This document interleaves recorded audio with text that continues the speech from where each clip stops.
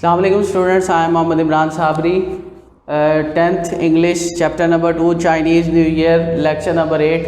In this paragraph we shall discuss paragraph number 4 and paragraph number 5. जैसे कल के पिछले प्रीवियस लेक्चर में मैंने आपसे डिस्कस किया था कि इस चैप्टर के जो पैराग्राफ्स हैं उनकी हेडिंग्स दी हुई हैं। पैराग्राफ नंबर 4 की हेडिंग है new year's eve dinner. Paragraph number 5 की हेडिंग है गिविंग गुड लक गिफ्ट्स। ठीक है, वर्ड्स मीनिंग्स। पहले सबसे पहले हम वर्ड्स मीनिंग्स डिस्कस करते हैं। ईव, इवेंट, इवेंट लफ्ज़ आपने सुना होगा। ठीक है, ईव मौके को कहते हैं। किसे कहते हैं? मौके को। कस्टमरी, मुरव्विज।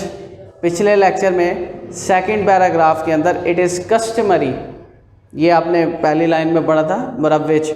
अब कस्टमरी मैंने आपको बताया, मुरव्विज परेशान होने की बात नहीं है, ये रिवाज से निकला है। रिवाज, मुरव्विज, रिवायती। बात आ रही है समझ में? उसके बाद है रिलेटिव्स। रिलेटिव्स रिश्तेदार। स्पेसिफिक, स्पेसिफिक का मतलब है मखसूस। टिपिकल, ख़ास। अब ये क्या बात हुई? स्पेसिफिक भी मखसूस को कहते हैं, टिपिकल भी मखसूस को कहते हैं। आप इधर ख़ास भी लिख सकते हैं, इधर भी ख़ास लिख सकते हैं। प्रॉस्पेरिटी, प्रॉस्पेरिटी कहते हैं खुशहाली। ठीक है, एक बहुत ज़्यादा आपने सेंटेंस सुना हुआ, मे यू प्रॉस्पर, उसका मतलब क्या है? प्रॉस्पर, खुशहाल रहो। ठीक है। लॉन्ग लास्टिंग, दराजी उम्र। देर पा, देर पा यानी देर तक रहना। ट्रेडिशनल, ट्रेडिशनल मतलब रिवायती, रिवायत से निकला है। प्रैक्टिस, प्रैक्टिस का मतलब है मशक, मशक का मतलब एक्सरसाइज जो आपने डेली करनी हो। दस्तूर भी कहते हैं इसे, क्या कहते हैं? दस्तूर। एडल्ट, याद रखें एडल्ट का लफ्ज़ जब भी इस्तेमाल होगा आपने बड़े नहीं लिखना, बालिग ही लिखना है। एडल्ट में आपने क्या लिखना है? बालिग। उसके बाद है सिंबलाइज, सिंबलाइज का मतलब है अलामत होना। कॉमन, अब कॉमन तो आपने पढ़ा है कि आम, आम बात। बेटा कॉमन रिवाज को भी कहते हैं। ठीक है, और रिवाज से। और उसके बाद है एल्डर्स, बड़े, या तो बड़े लिखें या फिर उम्र रसीदा। ठीक है, वो उर्दू का वर्ड है, ज़रा अच्छा है। उसके बाद है प्रेजेंट, प्रेजेंट का मतलब है पेश करना। अनमैरिड, गैर शादीशुदा। अब एक स्टूडेंट ने मुझसे क्वेश्चन किया था, सर कवारा लिख सकते हैं? बेटा अनमैरिड, बैचलर जहाँ लिखा हो वहाँ कवारा लिखें, जहाँ अनमैरिड लिखा हो वहाँ गैर शादीशुदा, ये मुनासिब है। रेसिपेंट, रेसिपेंट कहते हैं वसूल कुंदा। वसूल कुंदा मतलब रिसीवर, लेने वाला। फॉर एग्जांपल आपके घर के बाहर टीसीएस वाले आते हैं या कोई पार्सल वगैरह लेके आते हैं, तो वो कहते हैं जी इधर साइन कर दें। फॉर एग्जांपल क्या करते हैं? साइन कर दें। ठीक है, तो उधर लिखा होता है रेसिपेंट सिग्नेचर, वसूल कुंदा के दस्तखत। फॉर एग्जांपल आप बैंक जाएं, स्लिप वगैरह जो डिपॉजिट स्लिप होती है बैंक में, उसके ऊपर भी लिखा होता है वसूल कुंदा के दस्तखत। ठीक है, अब हम इस पैराग्राफ की तरफ आते हैं। Paragraph number 4। पैराग्राफ नंबर 4 क्या है? न्यू ईयर्स ईव डिनर, नए साल के खाने के मौके पर। ठीक है, ये यूँ लिख लें, नए साल के खाने का मौका। और on the eve of the Chinese new year it is customary, on the eve of the Chinese new year, अहले चीन के नए साल के मौके पर, इट इज़ कस्टमरी, ये मुरव्विज है, ये रिवायती है, टू विज़िट। अब विज़िट का मतलब होता है सैर करना, लेकिन जब हम बात करते हैं टू विज़िट रिलेटिव्स, जब इसके साथ रिलेटिव्स आ जाता है तो इसका मतलब है मिलने जाना। किसे जाना? मिलने जाना, रिलेटिव्स, रिश्तेदारों को। तो वो क्या कह रहा है? It is customary to visit relatives, रिश्तेदारों को मिलने जाना। एंड और पार्टेक, पार्टेक का मतलब है हिस्सा लेना। पार्टेक का क्या मतलब है? हिस्सा लेना, शामिल होना। ठीक है, इन अ लार्ज, लार्ज बड़े, डिनर खाने, वेयर जहाँ, a number of specific, number बहुत से, स्पेसिफिक ख़ास या मखसूस, फूड्स खाने, आर सर्व्ड। ठीक है, पेश किए जाते हैं। क्या किए जाते हैं? पेश किए जाते हैं। ठीक है, अब इधर फूड का मतलब खुराक नहीं आएगा, खाने आएगा। ठीक है, अब हम इसकी बामुहावरा ट्रांसलेशन करते हैं। वो कहता है अहले चीन के नए साल के मौके पर रिश्तेदारों को मिलने जाना और बड़े खाने में हिस्सा लेना या शामिल होना, वैसे शामिल होना ज़्यादा बेस्ट है, बड़े खाने में शामिल होना भी रिवायत है, शामिल होना रिवायत है जहाँ बहुत से मखसूस खाने पेश किए जाते हैं। ठीक है, हम इसकी ट्रांसलेशन कर रहे हैं। क्या की हमने, अहले चीन के नए साल के मौका पर रिश्तेदारों से मिलने जाना और बड़े खाने में शामिल होना रिवायत है जहाँ बहुत से मखसूस खाने पेश किए जाते हैं। ठीक है, अहले चीन के नए साल के मौके पर रिश्तेदारों से मिलने जाना और बड़े खाने में शामिल होना रिवायत है जहाँ बहुत से मखसूस खाने पेश किए जाते हैं। एंड लास्ट टाइम, अहले चीन के नए साल के मौके पर रिश्तेदारों से मिलने जाना और बड़े खाने में शामिल होना रिवायत है जहाँ बहुत से मखसूस खाने पेश किए जाते हैं। इट इज़ टिपिकल, ये है टिपिकल, ख़ास, मखसूस फॉर चाइनीज़ फैमिली, चीनी ख़ानदान के लिए टू मेक 8 और 9 डिशेस। इधर डिशेस भी लिख सकते हैं आप, लेकिन डिशेस से ज़्यादा बेहतर है आप क्या लिखें, पकवान। आप क्या लिखें, पकवान। For the new year's eve dinner, नए साल के खाने के मौके पर। ठीक है, अब हम इसकी यहाँ तक ट्रांसलेशन कर रहे हैं, वहाँ तक क्या ट्रांसलेशन कर रहे हैं, नए साल के खाने के मौके पर चीनी ख़ानदान के लिए 8 से 9 पकवान तैयार करना मखसूस है या ख़ास बात है। ठीक है, वो आपकी चॉइस है जो आप वर्ड्स इस्तेमाल कर सकते हैं। दोबारा मैं बता रहा हूँ, नए साल के खाने के मौके पर चीनी ख़ानदान के लिए 8 से 9 पकवान तैयार करना मखसूस है। अगर मैं ख़ास बात अटैच करूं तो वो इस तरह से होगा, नए साल के खाने के मौके पर चीनी ख़ानदान के लिए 8 से 9 पकवान बनाना, 8 से 9 पकवान बनाना या तैयार करना ख़ास बात है, बिकॉज क्योंकि इन चाइनीज़ लैंग्वेज, चीनी ज़ुबान में द वर्ड लव्स 8 मीन्स मतलब, प्रॉस्पेरिटी खुशहाली, एंड द वर्ड और लव्स 9 मीन्स मतलब लॉन्ग लास्टिंग, दराजी उम्र, देर पा यानी देर तक रहना। क्या बात कर रहे हैं हम, क्योंकि चीनी ज़ुबान में लफ्ज़ 8 का मतलब खुशहाली और लफ्ज़ 9 का मतलब देर पा या दराजी उम्र, जैसे लिखा है मैंने इधर, दराजी उम्र है यानी उम्र का लंबा होना, उम्र दराज होना। ठीक है, अब हम इसकी इकट्ठे की ट्रांसलेशन कर रहे हैं। नए साल के खाने के मौके पर चीनी ख़ानदान के लिए 8 से 9 पकवान तैयार करना मखसूस है, क्योंकि चीनी ज़ुबान में लफ्ज़ 8 का मतलब खुशहाली और लफ्ज़ 9 का मतलब दराजी उम्र है। ठीक है, लास्ट टाइम हम इसकी ट्रांसलेशन कर रहे हैं। नए साल के खाने के मौका पर चीनी ख़ानदान के लिए 8 से 9 पकवान तैयार करना मखसूस है, क्योंकि चीनी ज़ुबान में लफ्ज़ 8 का मतलब खुशहाली और लफ्ज़ 9 का मतलब दराजी उम्र है। उसके बाद है पैराग्राफ नंबर 5। अब पैराग्राफ नंबर 5 क्या कहता है, giving good luck gifts, giving good luck gifts, खुशकिस्मती के तोहफ़े देना, तोहफे देना।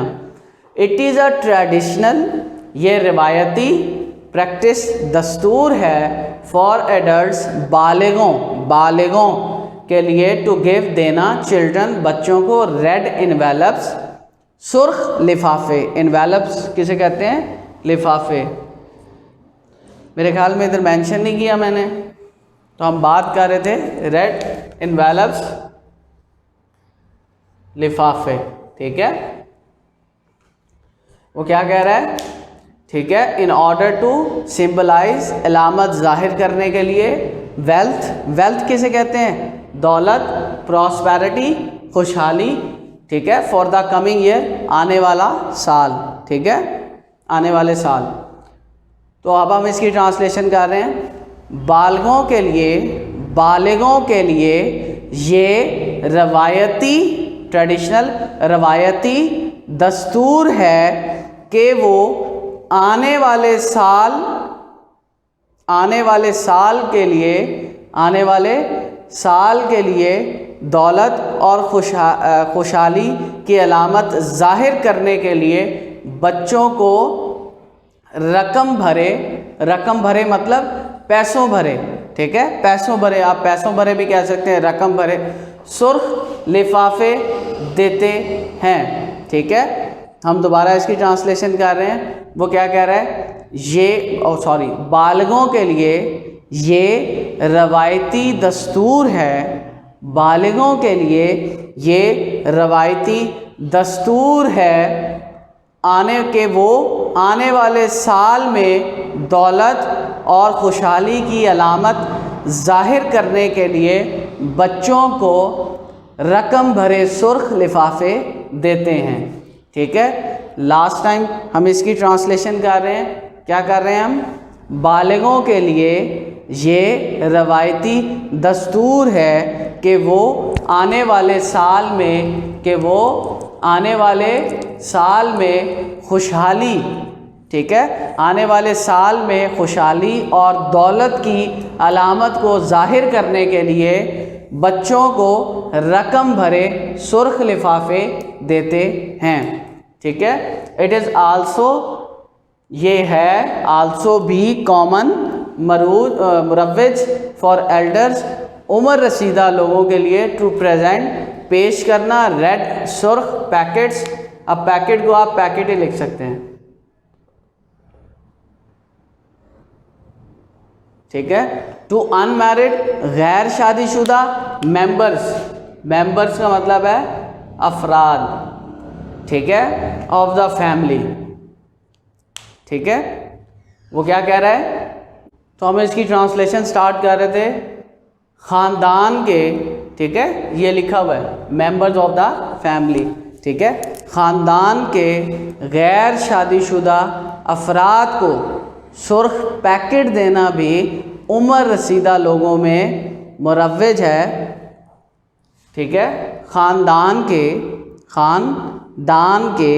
गैर शादीशुदा अफराद को सुर्ख पैकेट देना भी उम्र रसीदा लोगों में मुरव्वज है। लास्ट टाइम अगर समझ नहीं आई, ख़ानदान के गैर शादीशुदा अफराद, ख़ानदान के गैर शादीशुदा अफराद को सुर्ख पैकेट देना भी उम्र रसीदा लोगों में मुरव्वज है। आगे है, envelopes are not to be open, लिफाफे नहीं खोले जाते अनटिल, जब तक द रेसिपेंट वसूल कंदा has left the home of the giver, छोड़ ना चुका हो घर किसका?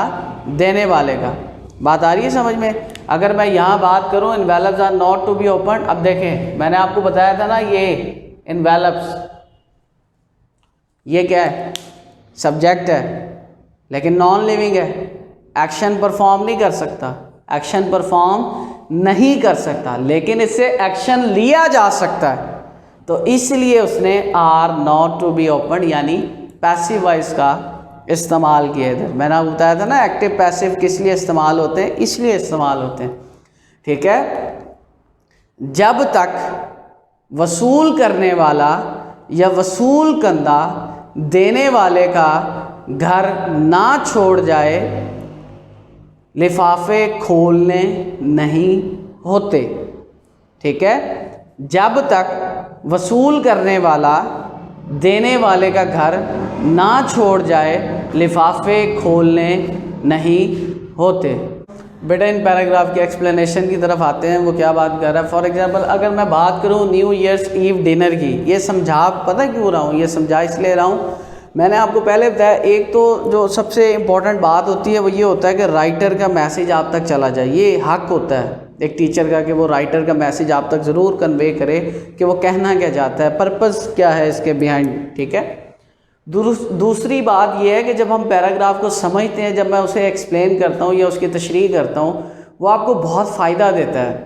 वो आपको क्या देता है? बहुत फ़ायदा देता है। इस सेंस में बहुत ज़्यादा फ़ायदा देता है कि आपको जो क्वेश्चंस टू एक्सरसाइज या विद इन ए टेक्स्ट है, आप उसे अंडरस्टैंड कर पाते हैं। अब ये क्वेश्चन में प्रॉब्लम आएगी आगे, अभी आती है, मैं आपको बताता हूँ कि कैसे हमें फ़ायदा होगा। ठीक है। अब हम बात कर रहे थे, वो कह रहे थे फोर्थ पैराग्राफ में अब उनकी एक नई जो ट्रेडिशन है वो आ गई है। अब ट्रेडिशन क्या है? फॉर एग्जांपल अगर मैं बात करूँ छोटी ईद की या बकरा ईद की, आपको पता है कि हमारे यहाँ फैमिली गैदरिंग्स होती हैं।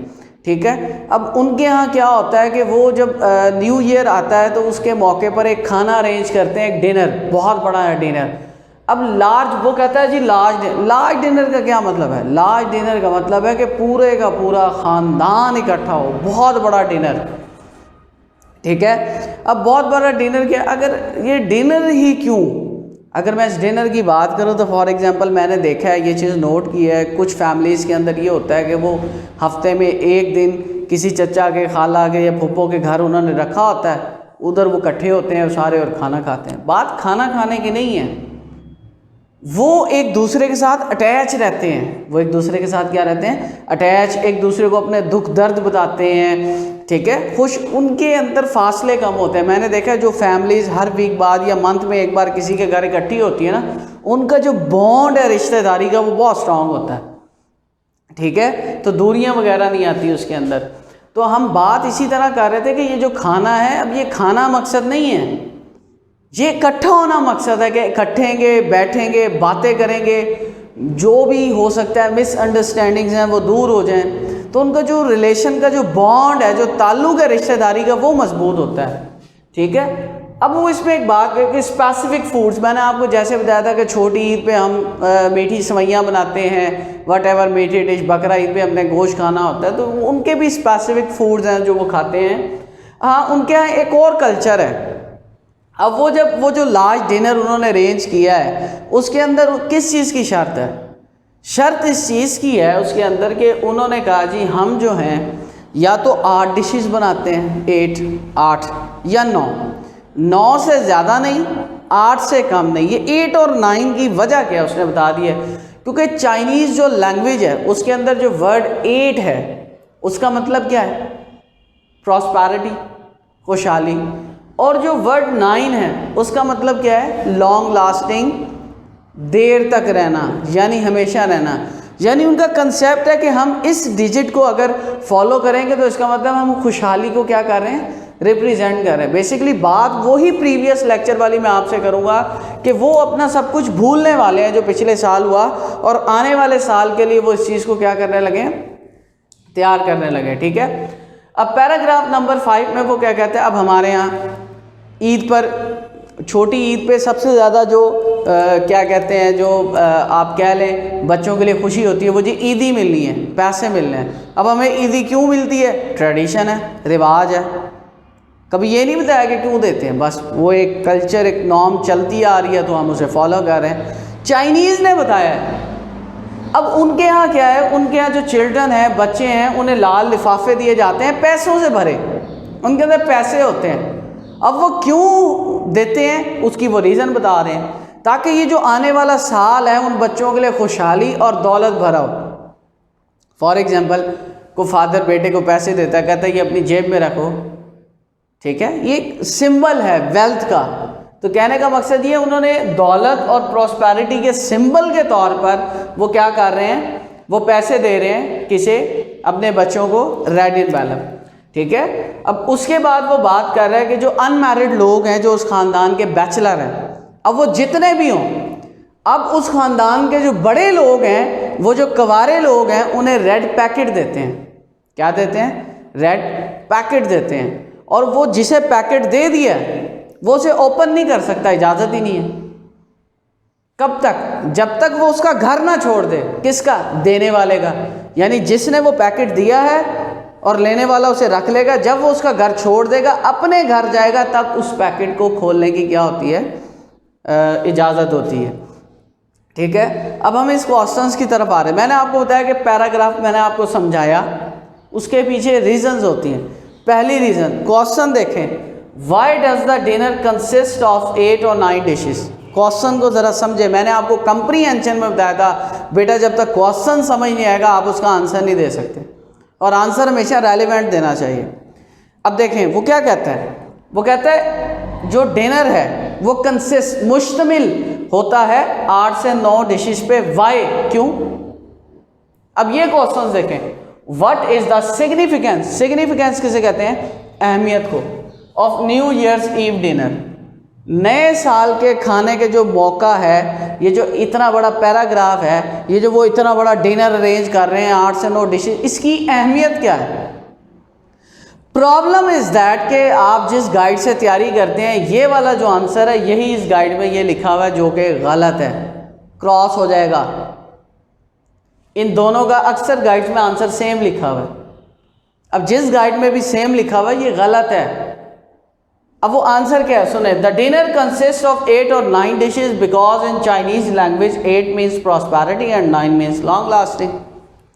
वो कहता है ये जो डिनर है ये मुश्तमिल होता है 8 से 9 डिशेस पर। 8 मीन्स चाइनीज लैंग्वेज में प्रॉस्पेरिटी है और 9 मीन्स लॉन्ग लास्टिंग। सवाल पूछा कि डिनर कंसिस्ट क्यों करता है 8 और 9 पे, हमने बता दिया कि 8 का मतलब प्रॉस्पेरिटी है एंड 9 का मतलब क्या है? Long lasting. बात खत्म होगी। अब यहां वो पूछ रहा है इस डिनर की अहमियत क्या है, सिग्निफिकेंस क्या है। अगर मैं सिग्निफिकेंस की बात करूं तो ये तो मैं रिपीट नहीं कर सकता। इस सवाल में उसने पूछ लिया कि 8 से 9 पे मुश्तमिल क्यों है, हमने आंसर दे दिया। अब वो पूछ रहा है कि इस डिनर की अहमियत क्या है। अब हम अहमियत बता रहे हैं। The significance of new year's eve dinner is that it helps Chinese families to sit together. इधर ए नहीं आना, टूगेदर वो अलग होता है, टू अलग होता है, गैदर अलग होता है, उसका मतलब होता है इकट्ठा करना। इधर ई आना है, टुगेदर एंड मेंड, मेंड का मतलब है जोड़ना। देयर बॉन्ड्स, रिश्ते, बॉन्ड कहते हैं बंधन को, रिश्ते को। अहमियत क्या है इस डिनर की, क्यों इकट्ठे हो रहे हैं? क्योंकि वो इकट्ठे बैठते हैं आपस में मिलजुल के, और उनके जो रिश्तेदारी के जो बॉन्ड हैं, जो ताल्लुक हैं, वो क्या हो रहे हैं? मजबूत हो रहे हैं। ये है आंसर इसका सिग्निफिकेंस का। ठीक है, इस क्वेश्चन में और इस क्वेश्चन में डिफरेंस है, इस चीज़ का ख्याल रखिएगा। अब नेक्स्ट क्वेश्चन वो पूछ रहा है, why do the little red envelopes filled with money symbolize. इसी पैराग्राफ में लिखा हुआ है कि वो जो रेड एनवेलप दिए जाते हैं वो क्या सिंबलाइज कर रहे हैं। The little red envelope symbolize, क्या सिंबलाइज करते हैं? Wealth and prosperity. क्या करते हैं? वेल्थ एंड प्रॉस्पेरिटी, दौलत और खुशहाली। तो ये हमारा आज का लेक्चर था, जिसके अंदर हमने पैराग्राफ नंबर 4, पैराग्राफ नंबर 5 और 3 क्वेश्चंस हमने डिस्कस कर लिए हैं। ठीक है, नेक्स्ट लेक्चर में मुलाकात होगी आपसे। खुश रहें, अल्लाह हाफिज़।